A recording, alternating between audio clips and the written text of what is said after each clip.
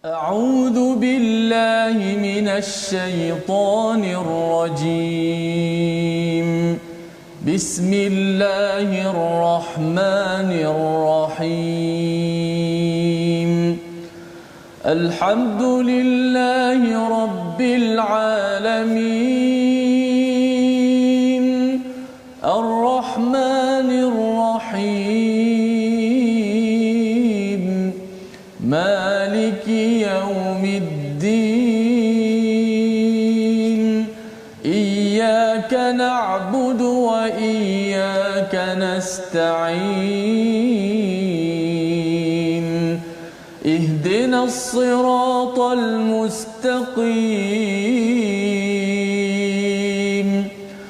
صراط الذين أنعمت عليهم غير المغضوب عليهم ولا الضالين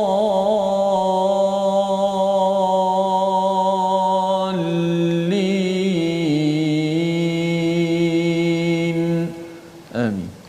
Assalamualaikum warahmatullahi wabarakatuh. Alhamdulillah wassalatu wassalamu ala Rasulillah wa ala alihi wa man wala syada la ilaha illallah syadana Muhammadan abduhu wa rasuluh. Allahumma salli ala sayidina Muhammad wa ala alihi wa sahbihi ajma'in. Amma ba'du. Apa khabar tuan-tuan dan puan yang dirahmati Allah sekalian? Kita bersyukur pada Allah Subhanahu wa taala pada hari yang berbahagia ini kita dapat meneruskan bersama Al-Quran sebagai satu rahmat yang paling besar daripada Ar-Rahman, daripada Allah yang amat menyayangi kita ketika pelbagai cabaran yang melanda, ketika kita berhadapan dengan pandemik COVID-19. Allah memberikan anugerah yang besar kepada kita Al-Quran, dan alhamdulillah pada hari ini kita bersama Ustaz Tirmizi. Apa khabar Ustaz? Baik, alhamdulillah. Alhamdulillah. Baik, alhamdulillah Ustaz ya. Kita mengulang kaji hari ini halaman 231, 200 hingga 236, dan kita bukan berdua saja Ustaz ya. Ya. Kita ada Al-Fadil Ustaz Syamsul Hakim Abdul Samad di online. Ya. Di online. Apa khabar Ustaz? Assalamualaikum. Waalaikumsalam warahmatullahi taala wabarakatuh. Apa khabar Saudara Fazrul dan juga Ustaz Tarmizi yang dirindui selalu? Masya-Allah, masya-Allah. Alhamdulillah kita amat gembira sekali lagi ya, bersama dengan Ustaz Syamsul Hakim. Permintaan ramai Ustaz ya. Okey, untuk bersama dengan Ustaz Syamsul, dan pada hari ini Ustaz kita akan sama-sama melihat kepada hujung surah Hud dan juga awal surah Yusuf. Kalau Ustaz boleh mulakan dahulu sedikit perkongsian tentang surah Hud, tanasubnya, surah yang ke-11 dan surah ke-12, dua-duanya surah Makkiyah. Tapi kalau boleh cerita sedikit secara keseluruhan surah Hud ini apa dan surah Yusuf ini apa, memulakan ulang kaji kita pada hari ini. Silakan Ustaz. Bismillahirrahmanirrahim. Assalamualaikum warahmatullahi taala wabarakatuh. Assalamualaikum. Saudara Fazrul yang saya kasihi, begitu juga dengan Ustaz Tarmizi yang saya ucapkan inilah merupakan kurniaan Allah kepada umat manusia yang hebat, masya-Allah. Bukan setakat untuk ustaz tapi untuk seluruh umat manusia, yang mana bacaan Al-Quran yang Allah berikan kepada ustaz ni seperti mana yang pernah dipuji oleh Rasul sallallahu alaihi wasallam kepada seorang sahabat, maksudnya memuji dalam halal kebaikan, ianya perkara yang tidaklah sampai peringkat, mudah-mudahan ianya menjauhkan kita daripada Allah, bahkan mudah-mudahan menyedarkan kita tentang kehebatan Al-Quran yang dikatakan seruling daripada seruling Nabi Daud, itu merupakan kelebihan yang Allah berikan.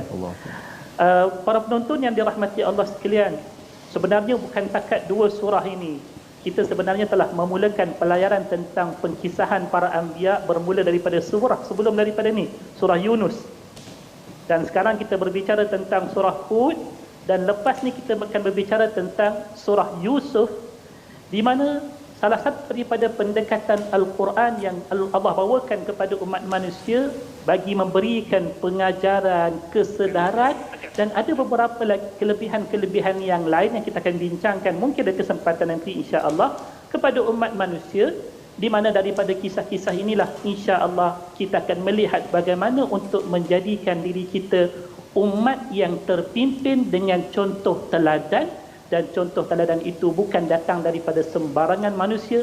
Mereka ialah para anbiya yang telah diberikan kemuliaannya oleh Allah, dan disitulah mudah-mudahan kita akan benar-benar terpimpin dengan manusia yang selayaknya memberikan kita pimpinan dengannya berbanding dengan manusia-manusia yang lain.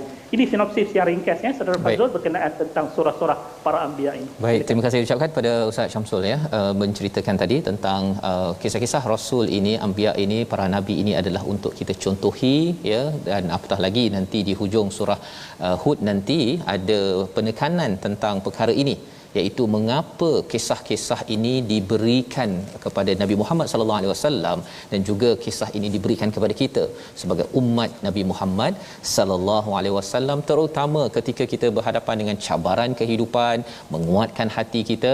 Kita akan perhatikan sebentar lagi. Jadi kita nak melihat halaman 231 pada ayat yang ke-87, salah satu anekdot ataupun bahagian kisah Nabi Shu'aib alaihi salam ketika beliau berujar, berkomunikasi dengan kaumnya. Dan pada waktu ini antara seruan Nabi Shu'aib menyeru kepada mengibadahkan, mengabdikan diri pada Allah itu dikaitkan juga dengan aufu mikyal wal mizan bil qist, iaitu sempurnakan timbangan dan sukatan dengan adil, dan diberikan komentar oleh kaum-kaumnya pada ayat 87. Kita nak baca bersama kerana selepas ini kita nak melihat, nak bersama dengan Al-Fadhil Ustaz Syamsul, mengapa di hujung itu kaumnya ini menyatakan innaka la antal halimur rasyid. Kita baca ayat 87 bersama Ustaz Tirmizi. Baik, insya-Allah. A'udzubillahi minasyaitanir rajim. قالوا يا شعيب أصلاتك تأمرك أن نترك ما يعبد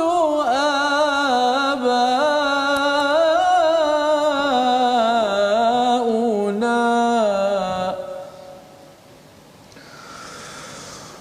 أن نترك ما يعبد آباؤنا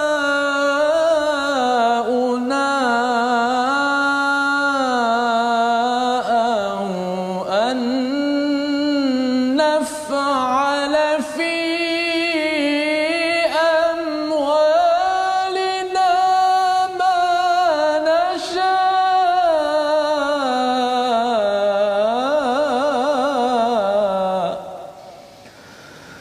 إنك لأنت الحليم الرشيد. صدق الله العظيم. Mereka berkata, wahai Shu'aib, adakah agamamu yang menyuruhmu memerintah kami meninggalkan apa yang disembah nenek moyang kami, atau melarang kami mengurus harta kami menurut cara yang kami kendaki? Sesungguhnya engkau benar-benar orang yang sangat penyantun dan pandai. Inilah perkataan daripada kaum Nabi Shu'aib, memberi respon kepada Nabi Shu'aib, mempersoalkan as-salatuka. Ya, penggunaan perkataan ini Ustaz Syamsul, kalau boleh dijelaskan mengapa digunakan perkataan as-salatuka, terjemahan kata agama kamu, tetapi kita yakin bahawa ada kaitan dengan solat, sehingga kan kaumnya mempersoalkan solat Nabi Shu'aib, ya, yang ada kaitan dengan apa yang Nabi Shu'aib di luar waktu solat. Kalau boleh Ustaz Syamsul memberi tadabbur daripada ayat ini, dan juga di hujung itu kaumnya adakah betul-betul menyatakan memuji ataupun memerli? Kalau memerli, mengapa dipilih Al-Halimur Rashid? Silakan. Saudara Fazrul dan juga Ustaz Tirmizi, kalau kita nak faham tentang ayat ni, kita kena faham konteks ayat ni. Adakah ianya ayat pujian ataupun ayat yang disebutkan sebagai ejekan ataupun sindiran, ya? Di mana kalau kita lihat secara terperinci mendalam kepada ayat ni, kita akan dapat kesan bahawasanya bicara yang dilontarkan oleh kaum Nabi Shu'aib pada saat ini, ia sebenarnya adalah merupakan satu bicara yang bukan berbentuk pujian, ya.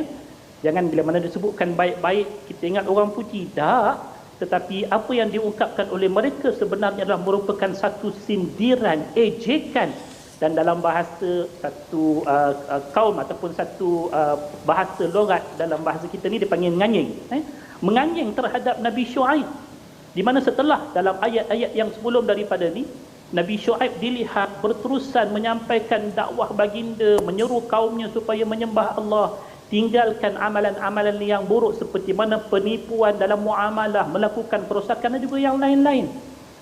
Maka menariknya, ejekan mereka di sini dimulakan dengan kalimat salat. Kenapa? Nak ejek orang pakailah kalimah-kalimah yang buruk. Tapi mereka ejek, mereka sindir dengan lafaz salat. Di mana kalau kita lihat dalam tafsirannya, tuan-tuan dan juga puan-puan yang dirahmati Allah, salat yang disebutkan di sini oleh para ulama tafsir, mereka menyatakan salat ini bukanlah seperti mana yang kita fahami sebagai satu bentuk ritual semata-mata, tetapi ianya ditafsirkan sebagai kehidupan beragama. Selain daripada salat itu juga disebutkan sebagai Quran, iaitu wahyu yang dibawakan oleh Nabi Syuaib kepada kaumnya. Lalu kita dapat faham bila mana ianya disebutkan dalam bentuk yang begitu oleh kaumnya kepada Nabi Syuaib, dalam keadaan mereka nak menyindir Nabi Syuaib, wahai Nabi Syuaib, dengan kehidupan kamu yang dilihat baik, beribadah kepada Allah dengan bacaan-bacaan wahyu yang kamu datangkan itu, takkanlah kamu nak gunakan ianya sebagai satu cara untuk nak menegah kami melakukan kemungkaran ini. Ibaratnya dia kata macam seolah-olahnya jangan berlagak baiklah depan kami, dalam bahasa kita hari ini, di mana dalam keadaan ini meskipun mereka sedar ataupun tidak, ketika mana mereka menyindir Nabi Syuaib ini, mereka telah terlepas satu perkara, iaitu satu pengiktirafan terhadap kebaikan Nabi Syuaib, di mana mereka pada ketika itu walaupun tak bersedia untuk menerima usaha-usaha baik yang dibuat oleh Nabi Syuaib daripada dakwah dia untuk mengislahkan masyarakat, tetapi pada satu sudut yang lain mereka menerima sifat saleh yang ada dalam diri Nabi Syuaib, di mana di sini kita kena ambil pengajaran yang besar. Apa dia? Manusia ramai ataupun orang ramai boleh menerima kebaikan diri kita, insya-Allah. Memang sifat manusia sukakan manusia yang baik.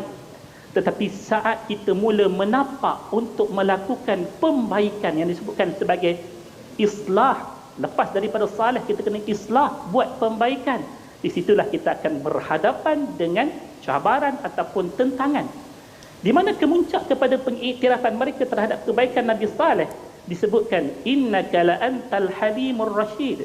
Ini merupakan satu bentuk kesalehan yang paling tinggi, kebaikan yang paling tinggi dalam diri manusia sebenarnya, di mana kalau kita lihat, kalau tuan-tuan boleh rujuk ayat surah Safat ayat 100, ayat 101, waktu Nabi Allah Ibrahim minta pada Allah, ya Allah kurniakan bagi aku seorang anak yang saleh, Allah kata fabasyarnahu bighulamin halim, Allah kurniakan anak saleh yang diminta itu anak yang penyabar. Maka kesimpulan dalam bicara ayat yang 87 ini, kita dapat faham bahawasanya kehidupan beragama yang benar, di mana dalam kalimah yang digunakan di sini iaitu salat, walaupun ianya ditafsirkan dalam kefahaman yang dahulu pada zaman Nabi Syuaib iaitu kehidupan beragamanya, tetapi dalam konteks kita sebagai umat Nabi Muhammad, gambaran bagi kehidupan beragama yang sebenar itu, tuan-tuan dan juga puan-puan yang dirahmati Allah, salat itulah sebagai terasnya, itulah yang akan menghasilkan kehidupan yang baik, di mana teras bagi kebaikan dalam kehidupan itu ialah kesabaran dan juga kebijaksanaan yang tercetus daripada kehidupan beragama yang baik, insya-Allah. Baik, terima kasih diucapkan pada Ustaz Syamsul untuk sama-sama mencerahkan kepada kita bagaimana kebaikan yang dilaksanakan oleh Nabi Syuaib, solatnya dengan amalan beragamanya itu disindir, tetapi sebenarnya sindiran itu juga diiktiraf sebagai tanda pengiktirafan, Ustaz, betapa Nabi Syuaib ini amat penyabar, amat penyantun dan juga amat bijak dalam menguruskan melihat sesuatu perkara. Kerana orang yang buat tak baik ni, dia tahu mana yang baik, baru dia tahu dia tak baik, kan? Dia dah rancang semuanya dan dia tahu bahawa sebenarnya orang yang betul-betul baik, yang sebenarnya ialah bukan sekadar dia baik seorang-seorang, tetapi dia juga melakukan islah, kerana islah ini memerlukan kepada kemahiran berfikir rasyid yang dibekalkan oleh Allah Subhanahu Wa Taala. Itulah doa kita dalam surah Al-Kahfi yang kita pernah baca, iaitu Rabbana atina min ladunka rahmah wa hayyi lana min amrina rasyada. Kita minta daripada Allah, beri daripada sisi Allah itu rahmat dan diberikan petunjuk jalan rasyid yang lurus itu kepada Allah Subhanahu Wa Taala. Jadi bila Nabi Syuaib ni saatnya dah bercakap dengan mereka nak membuat pembaikan, islah ni maksudnya bukan sekadar baik seorang-seorang, itu saleh, tetapi nak membaiki keadaan terutama mereka yang suka menipu, suka buat kacau. Maka pada muka surat yang ke-232 mereka penduduk itu kaum itu memerli mereka. Mereka nak belasah ni, kan, nak belasah, tetapi mereka kata pasal ada istilahnya rahtuk, ya, pada ayat yang ke-91 dan ayat yang ke-92. Kita nak baca ayat 91, Ustaz, untuk sama-sama Ustaz Syamsul menjelaskan rahtuk itu apa maksudnya yang sebenarnya, yang boleh kita ambil pelajaran zaman sekarang ini. Silakan Ustaz. Baik, kita nak merasai balik ayat seterusnya, ayat 91, untuk lebih mendalam tadabbur kita selepas ini. InsyaAllah kita baca terlebih dahulu, moga-moga kita mendapat petunjuk insyaAllah. A'udzubillahi minasyaitanirrajim. Qalu ya Syu'aib ma nafqahu kathiran mimma taqulu wa inna lanaraka fina dhaifa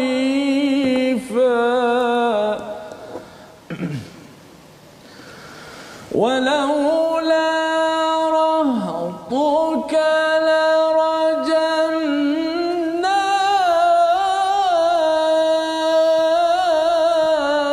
لرجمناك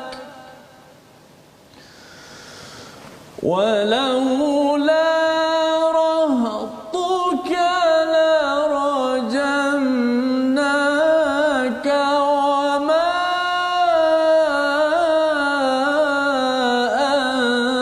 أنت علينا بعزيز.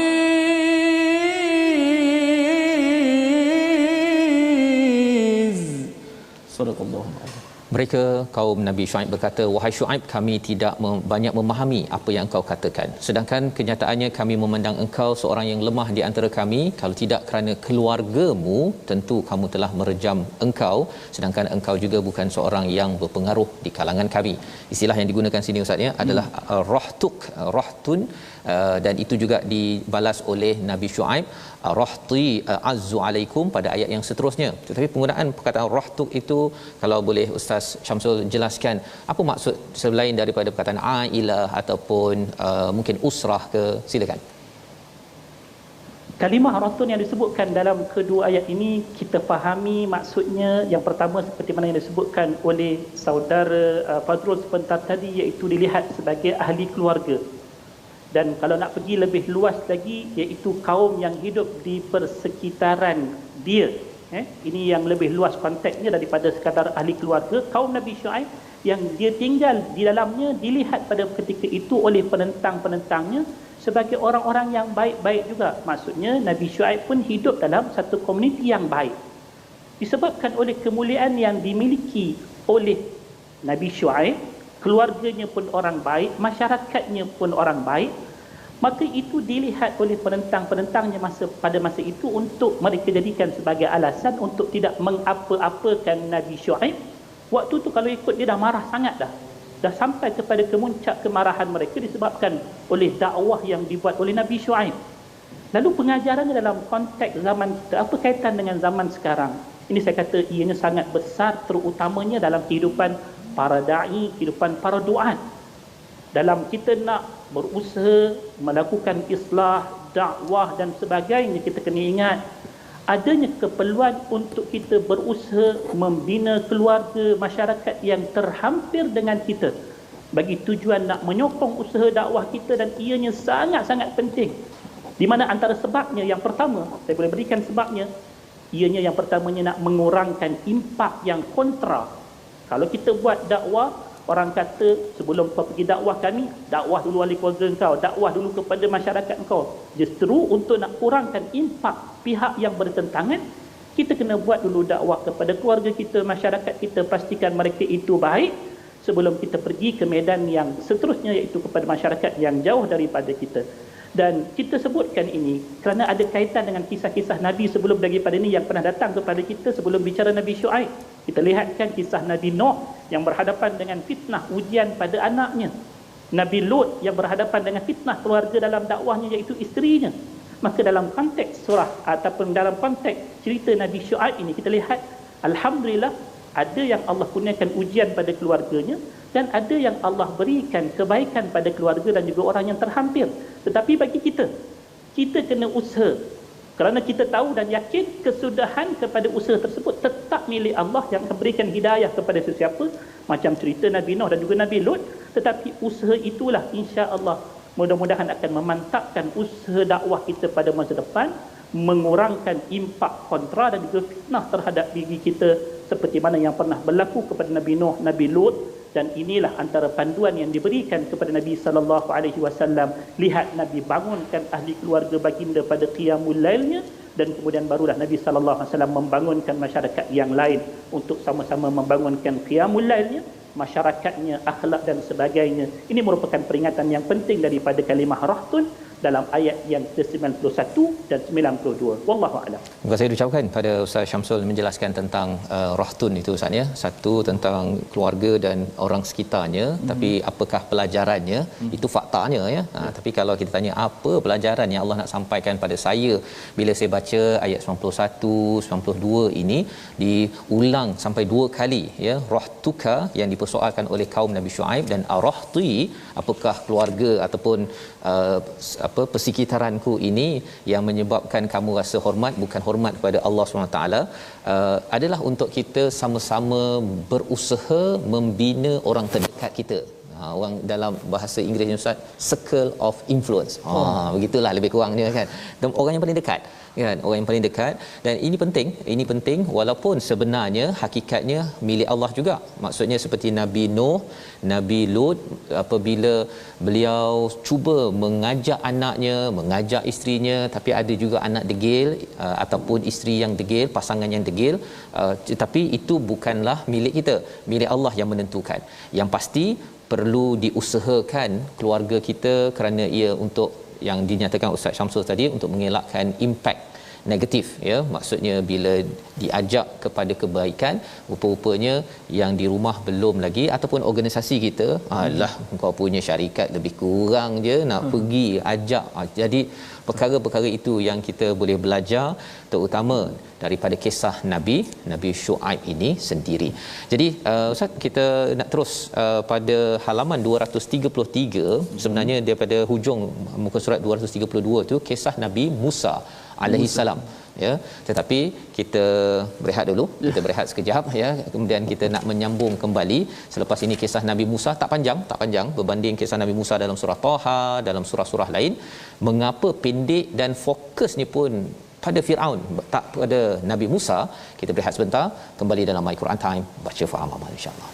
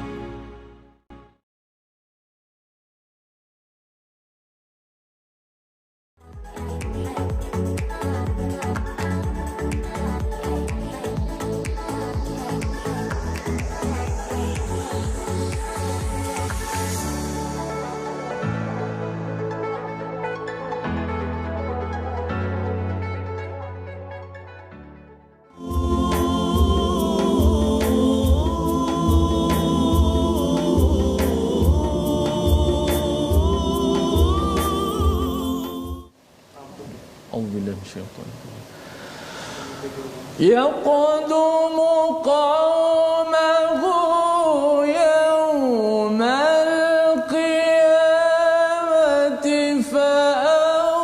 فأوردهم النار وبئس الورد المورود.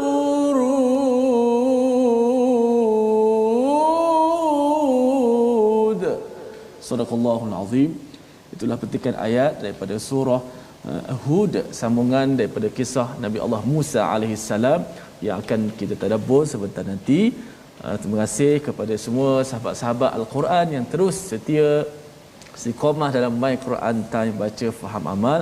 Ahlan wa sahlan kepada semua. Teruskan share, kita war-warkan My Quran Time, moga-moga semua mendapat manfaat. Baik, terima kasih ucapkan pada Ustaz Tirmizi. Kita meneruskan bahagian kedua kita, ulang kaji kita daripada halaman 231 hingga 236 bersama Al-Fadhil Ustaz Syamsul Hakim Abdul Samad, pensyarah di Fakulti Quran Sunnah Universiti Sains Islam Malaysia.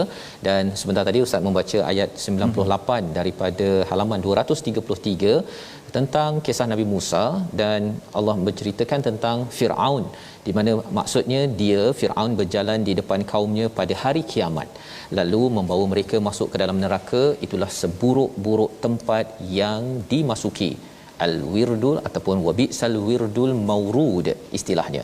Kita ingin bersama dengan Al-Fadhil Ustaz Syamsul untuk Ustaz boleh jelaskan dalam kisah ataupun surah Hud ini, kisah Nabi Musa disentuh tetapi pendek dan ia memberi fokus kepada apa yang berlaku pada Firaun. Kalau boleh Ustaz jelaskan apa ibrah untuk kita ambil bersama, silakan.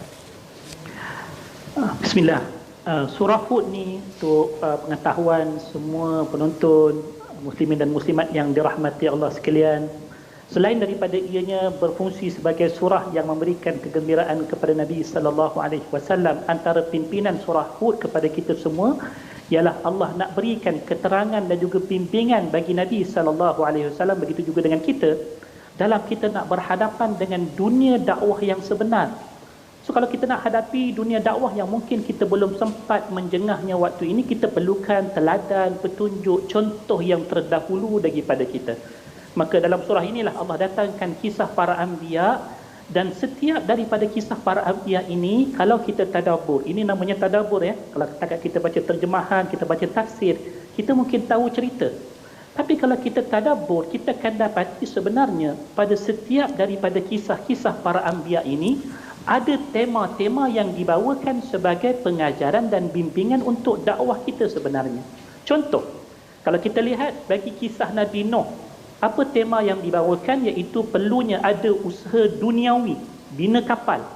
Dan juga di situ juga akan dikhabarkan kepada kita bahawasanya penentangan itu bukan takat datang daripada orang jauh, tetapi orang dekat, ahli keluarga sendiri pun mungkin menentangnya. Kisah Nabi Hud diperpanjangkan pula kepada orang luar pula yang melakukan penentangan, kaum dia yang tentang dia. Nabi Saleh tentang bagaimana mukjizat ataupun kelebihan itu boleh digunakan dalam dakwahnya. Nabi Ibrahim, Nabi Lut, setiap daripada itu ada tema sebenarnya, dengan syarat kita tadabbur. Dan saya yakin apa yang telah dibawakan tadabburnya sebelum daripada ni, kita telah mengenal pasti tema-tema tersebut. Maka nak menjawab soalan itu tadi, sekarang kita tiba pada kisah Nabi Musa, dan kita lihat ayat-ayat yang berkaitan tentang kisah Nabi Musa ini. Bila mana kita melihat kepada penceritaan apa yang dihadapi oleh Nabi Musa dan juga Firaun, ianya diringkaskan ceritanya dalam 2 ayat sahaja. Kenapa begitu? Kenapa tak diperpanjangkan cerita sampai tenggelam dan sebagainya, tetapi diringkaskan?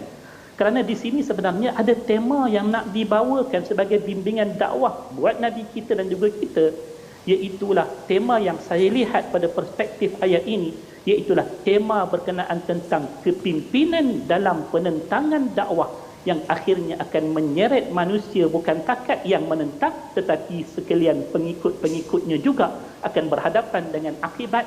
Kerana itulah fokus besar yang hendak ditunjukkan bagi cerita Nabi Musa ini bukan cerita tentang apa yang berlaku, sebab ianya telah diceritakan sekian banyak pada surah-surah yang lain. Seperti mana yang kita ketahui, kisah Nabi yang paling banyak diceritakan dalam Al-Quran ialah kisah Nabi Musa, memadai dengan kisah-kisah di tempat-tempat yang lain. Seawal kisah dalam surah Al-Baqarah pun sudah dimulakan kisahnya. Tetapi fokus besar yang hendak ditunjukkan daripada ayat 96 sampai 99 ini ialah akibat daripada kepimpinan yang buruk menentang kebenaran yang dibawakan oleh para Nabi dan juga pengikut-pengikutnya ini akan menerima akibat yang bukan sahaja kemusnahan di dunia, seperti mana yang telah ditunjukkan dalam cerita Nabi-Nabi dulu kan. Macam cerita Nabi Nuh diceritakan tentang tenggelamnya, cerita Nabi Hud dimusnahkan oleh Allah, kaum Nabi Saleh dimusnahkan oleh Allah di dunia. Tetapi cerita Firaun ini ditambah ceritanya sampai kepada cerita akhirat, bermula daripada ayat yang dibacakan oleh Ustaz Tarmizi sebentar tadi, akan diseret Firaun dan juga pengikut-pengikutnya ke dalam neraka Allah Subhanahu wa taala, di mana inilah sebenarnya kemusnahan yang lebih besar daripada apa yang ditakuti daripada kemusnahan dunia. Kemusnahan dunia, kita mati, selesai cerita, kita berpindah ke alam yang satu lagi, alam akhirat yang sebenarnya lebih sukar, lebih payah. Maka di sinilah diberikan bimbingan kepada Nabi sallallahu alaihi wasallam, selain daripada menceritakan tentang cerita-cerita dakwah yang melibatkan kehidupan dunia daripada syariatnya, daripada peraturannya, hendaklah diberikan peringatan tentang akhirat. Dan itulah yang insya-Allah akan menjadi bimbingan untuk kita dan juga sekalian pendakwah yang lain, memasukkan dalam agenda dakwah kita mengingatkan manusia tentang akhirat. Kerana itulah kita lihat cerita dakwah Nabi Musa dengan Firaun ini hanya berlegar sekitar 2 ayat, ayat 96 97, tetapi ia tak terhenti pada situ sahaja. Diteruskan penceritaannya tentang akibat yang diterima oleh Firaun lepas daripada itu dan juga pengikutnya dalam ayat 98 99. Inilah kemuncak kehancuran bagi mereka yang menentang kebenaran yang dibawakan oleh para anbiya. Dan kita selaku orang yang bertanggungjawab, kalaulah kita merupakan orang yang bertanggungjawab terhadap dakwah, inilah yang perlu ada dalam jiwa kita. Kita perlu sampaikan dakwah pasal apa?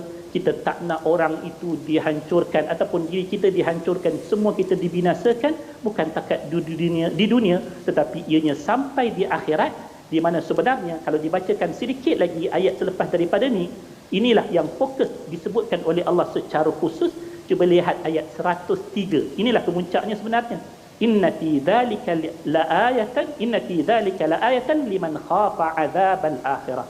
Semua cerita-cerita yang diceritakan sebelum daripada ini, termasuklah yang terakhir ini, kata Allah, sesungguhnya pada kejadian yang demikian adalah merupakan tanda yang mendatangkan iktibar bagi orang yang takut kepada azab akhirat. Ini sebenarnya ceritanya. Silakan Saudara Fazrul. Baik, terima kasih ucapkan pada Ustaz Syamsul ya, menjelaskan tentang apakah cita rasa dalam surah Hud ya, bila kisah-kisah ini dibawakan dalam surah Hud, berbeza pula dalam surah Nuh ataupun surah Yunus asalnya, iaitu berkaitan dengan apakah ending ya, kesan daripada dakwah itu.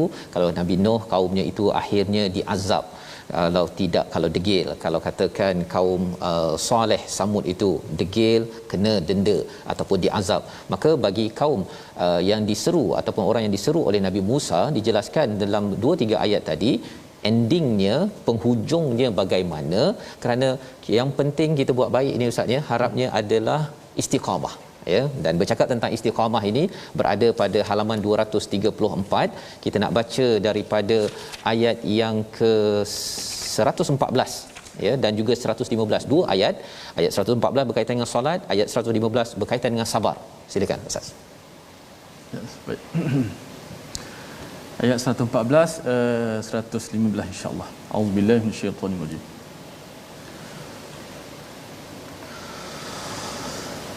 وأقم الصلاة طرفي النهار وزلفا من الليل إن الحسنات يذهبن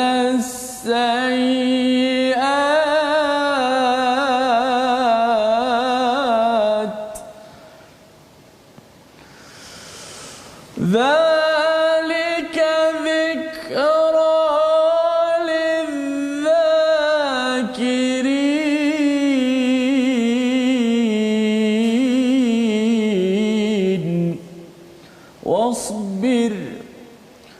واصبر فإن الله لا يضيع أجر المحسنين.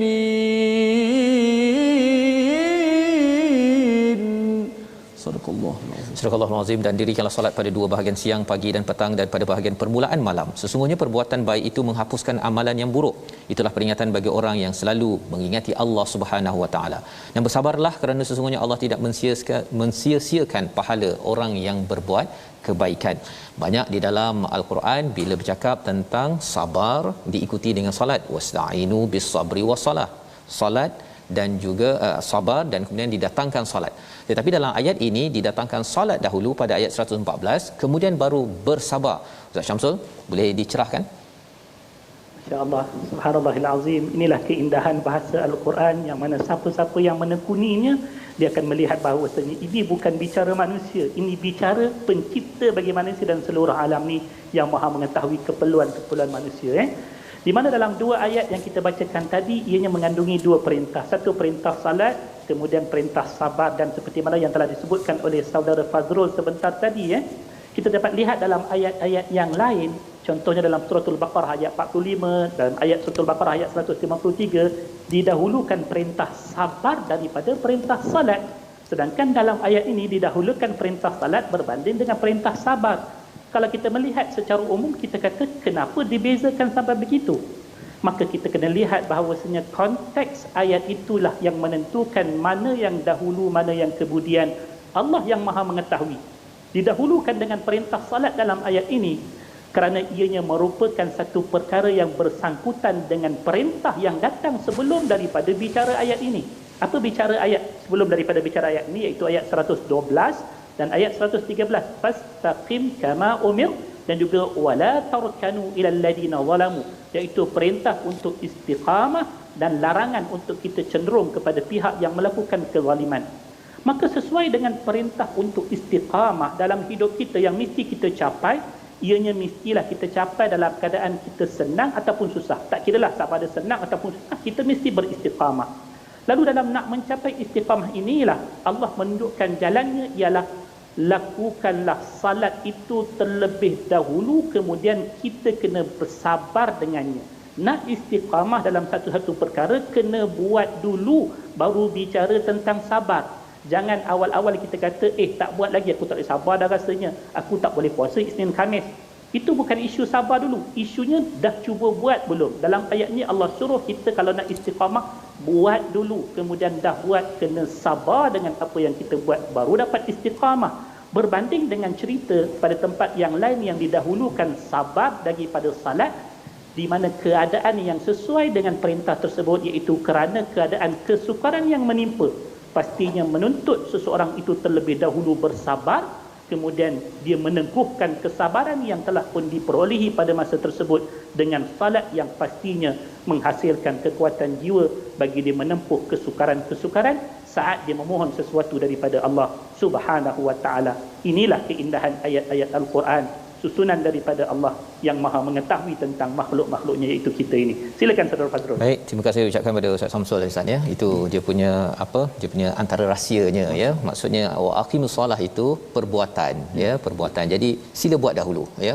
Pasal ada orang bila dia kata tak boleh sabar dah ni kan, tapi tak gerak lagi pun. Kan, dia tak bergerak lagi, padahal sebenarnya bila dia bergerak sahaja ya, dia kalau orang cakap motivation Ustaz kan. Dia ada orang kata motif campur action. Kadang-kadang dia motif tak berapa clear, ambil action dulu, nanti dia punya motif ataupun tujuan dalam hidup ni makin lagi kuat dan makin lagi boleh bersabar. Dan inilah yang dikongsikan Ustaz Samsul sebentar tadi. Kita berada pada penghujung pada muka surat 235. Banyak kisah-kisah yang dibawakan dalam Al-Quran ini, dan pastinya dalam surah Hud ada peranan yang tersendiri, istilahnya nuthabbitu bihi fuadak ya. Yang ini yang perlukan pencerahan daripada Ustaz Syamsul. Kita baca dahulu ayat 120, kesimpulan akhir daripada surah Hud, surah yang ke-11. Silakan Ustaz. Baik. Auzubillahi minasyaitonir rajim. Wa kullan naqussu 'alaika min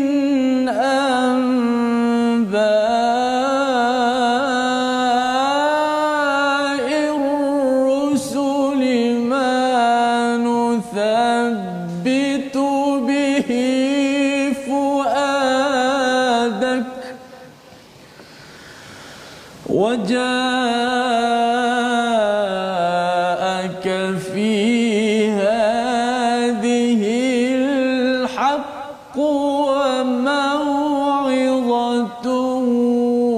وذكرى للمؤمنين.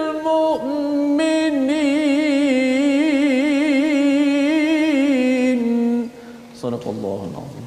Dan semua kisah Rasul-Rasul kami ceritakan kepadamu wahai Muhammad, agar dengan kisah itu kami meneguhkan hatimu, dan di dalamnya telah diberikan kepadamu segala kebenaran, nasihat dan peringatan bagi orang-orang yang beriman. Dalam keadaan pandemik yang berlaku, dalam keadaan kita baru sahaja hari ini bermula Ustaz ya, PKPD di Selangor, di Kuala Lumpur, maksudnya makin lagi bersambung ya cabarannya. Bagaimana ia kisah-kisah Rasul ini Ustaz, kalau dikatakan di sini meneguhkan kepada hatimu, bagaimana ia berlaku? Silakan. Bismillahirrahmanirrahim. Ayat ni adalah ayat yang seolah-olah merupakan konklusi bagi keseluruhan cerita surah ini ataupun keseluruhan kisah-kisah yang terdapat dalam surah Hud, dan ia juga penjelasan umum bagi kisah-kisah yang berada dalam surah-surah yang lain. Dan ayat ni kalau dilihat secara sekali imbas, memangnya ianya merupakan ayat yang jelas lagi bersuluk, memberikan bimbingan dan juga panduan bukan takat untuk Rasul sebenarnya, seperti mana yang diungkapkan oleh saudara Fazrul, untuk kita umat Nabi Muhammad sallallahu alaihi wasallam kena rajin-rajin baca kisah para rasul. Kenapa? Sebab ada 3 faedah yang telah dijelaskan menerusi ayat ni. Yang pertamanya, dengan kita baca kisah rasul, ianya akan menguatkan hati kita. Kenapa? Sebab bila mana kita melihat contoh teladan yang telah ditunjukkan oleh insan-insan yang terbaik, yang kita mungkin sangkakan di saat ini kita berhadapan dengan kesukaran yang sudah dahsyat. Tapi kalau kita baca kisah para rasul, apa yang mereka hadap itu lebih teruk, lebih dahsyat daripada kita. Kita kata insya-Allah, Allah itu Maha Pemurah, Allah itu Maha Penyayang, pasti dia tetap akan bersama-sama dengan orang beriman, dan kita yang bersama-sama dengan jalan para anbiya juga pasti akan diselamatkan seperti mana diselamatkan pengikut para anbiya yang dahulu. So baca cerita Nabi Ayub contohnya, bagaimana dia berhadapan dengan kesakitan. Kita baru sikit daripada ujian sudah mengeluh, sedangkan Nabi Allah Ayub yang diuji bertahun-tahun lamanya dengan sakit tidak tergamak untuk meminta lebih daripada apa yang sepatutnya. Subhanallah. Yang keduanya, waja'aka fi hadhil haqq, datang bersama-sama dengan kisah para anbiya ini kebenaran dakwah yang bukan kita kata sesuatu yang bersifat idealistik. Orang ingat contohnya jadi ustaznya senang, jadi orang yang menyampaikan dakwah ini senang. Tak, kebenaran dakwah itu datang bersama-sama dengan cerita para anbiya yang didatangkan oleh para rasul. Ceritanya ini bagi kita kebenaran agama yang kita anuti. Inilah sifat yang perlu kita ketahui.